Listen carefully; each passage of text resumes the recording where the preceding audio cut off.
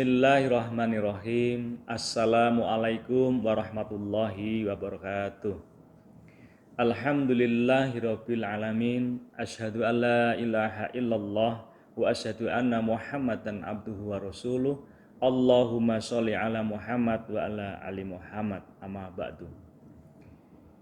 Bapak-bapak dan ibu-ibu keluarga besar Akademi Manajemen Administrasi Yogyakarta yang dirahmati Allah SWT dimanapun kita berada, izinkan kami untuk menyampaikan kajian atau kultum menjelang berbuka puasa yang pada kesempatan kali ini kami mengambil tema Iktikaf Ramadan pada 10 hari terakhir.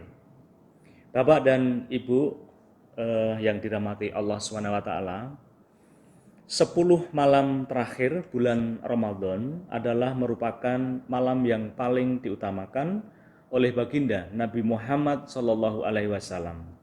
Beliau mempersiapkan secara lebih daripada biasanya pada 10 malam tersebut. Di antara mengenai 10 terakhir dari malam di bulan suci Ramadan adalah sebagaimana diterangkan tertulis dalam Ihya Ulumuddin sebagai berikut, yang artinya apabila beliau masuk 10 hari terakhir, beliau melipat hamparan tidur dan mengkuatkan ikat pinggang beliau, biasakan dan beliau membiasakan kepada keluarganya hal tersebut. Haji mutawaf alaih.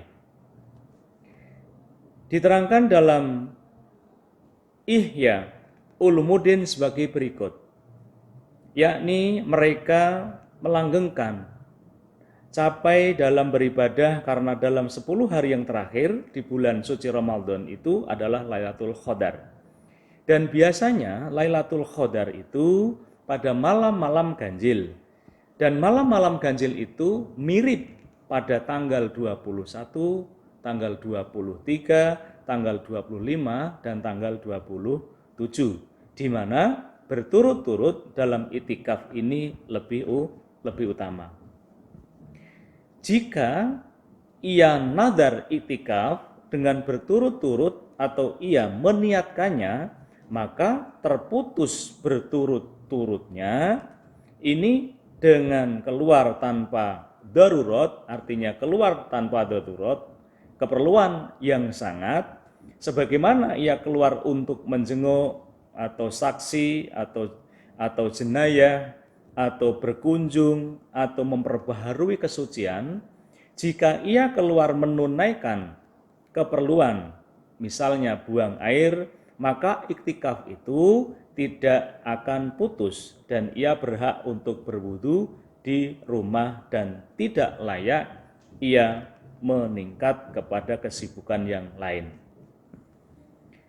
Rasulullah pun selalu beriktikaf pada 10 hari terakhir dari bulan suci Ramadan sebagaimana termaktub dalam kitab Ihya Ulumuddin.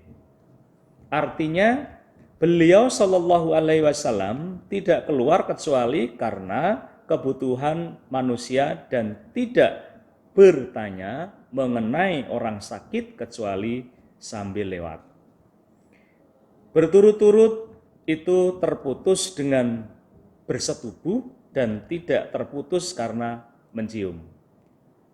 Dan tidak mengapa dengan memakai harum-haruman, akad nikah, makan, minum, tidur, dan mencuci tangan di tempat suci di dalam masjid. Seharusnya itu kadang-kadang dibutuhkan dalam berturut-turut itu. Dan berturut-turut itu tidak terputus dengan keluarnya sebagian anggota badannya. Demikian diterangkan dalam kitab Ihya Ulumuddin. Artinya begini, beliau Shallallahu Alaihi Wasallam mendekatkan kepadanya, lalu Aisyah menyisirnya dan Aisyah di dalam kumurnya. Manakala orang yang iktikaf itu keluar karena untuk menunaikan kebutuhannya, maka apabila ia kembali, maka seyogyanya ia memperbaharui niat. Kecuali apabila ia niat dulu 10 hari misalnya. Dan yang paling utama adalah dengan pembaharuan niat itu. Bapak dan ibu-ibu kaum muslimin wal muslimat rahimakumullah, pengertian beberapa keterangan di atas insya Allah bisa kita pahami bahwa pertama, mulai tanggal 21 Ramadan kita harus lebih mengutamakan ibadah dan daripada ibadah lainnya. Artinya ini kita harus lebih mengutamakan ibadah di 10 hari terakhir.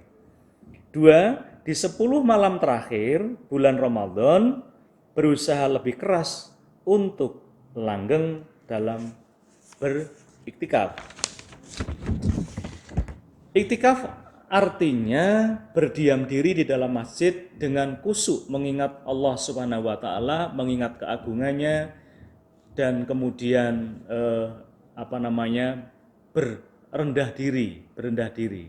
Nah, iktikaf itu berasal dari bahasa Arab akafa, berarti menetap, mengurung diri dan terhalangi. Pengertiannya di dalam konteks ibadah dalam Islam adalah berdiam diri di dalam masjid dan dalam rangka untuk mencari keridhaan Allah Subhanahu wa taala dan bermuhasabah, introspeksi diri atau bisa dikatakan berkontemplasi juga bisa atas perbuatan-perbuatannya. Orang yang sedang beriktikaf itu disebut mutakif.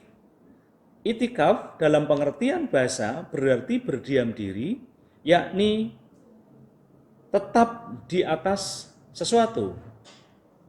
Sedangkan dalam pengertian syariah agama, iktikaf artinya berdiam diri di masjid sebagai ibadah yang disunahkan untuk dikerjakan di setiap waktu, kapan saja, dan lebih diutamakan pada bulan suci Ramadan. Lebih dikhususkan 10 hari terakhir untuk mengharapkan datangnya Lailatul Qadar. Nah, Bapak Ibu, jamaah rahimakumullah yang dirahmati Allah Subhanahu wa taala, jenis iktikaf ya ada dua, iktikaf ada dua. Yang disyariatkan yaitu iktikaf sunnah dan iktikaf wajib. Pertama, iktikaf sunnah. Iktikaf sunnah itu adalah iktikaf yang dilakukan secara sukarela semata-mata untuk mendekatkan diri dan mengharapkan ridha Allah Subhanahu wa taala seperti iktikaf 10 hari terakhir di bulan suci Ramadan. Kedua, iktikaf wajib. Nah, kalau iktikaf wajib itu merupakan iktikaf yang disebabkan nadar. Nah, kemudian Bapak Ibu sekalian, tujuan iktikaf ini terdiri dari yang pertama, untuk menghidupkan sunnah sebagai kebiasaan yang dilakukan oleh Rasulullah Shallallahu Alaihi Wasallam di bulan suci Ramadan. Yang kedua, menunggu untuk turunnya Lailatul Qadar yang nilainya sama dengan ibadah di 1000 bulan di luar bulan suci Ramadan. Yang ketiga, bagian dari penghormatan kita dalam memeriahkan bulan suci Ramadan yang penuh berkah dan rahmat dari Allah Subhanahu wa taala serta kita harus bergembira. Yang keempat, kesadaran iman kepada Allah dan tawadhu di hadapannya bahwa kita adalah makhluk Allah yang lemah. Iktikaf bisa sah jika, ya Bapak Ibu sekalian, iktikaf bisa sah jika dilakukan di masjid dan memenuhi rukun-rukunnya, yaitu sebuah niat adalah kunci segala amal hamba Allah yang betul-betul mengharap ridho dan pahala, dan sebaiknya niat iktikaf itu dilafalkan.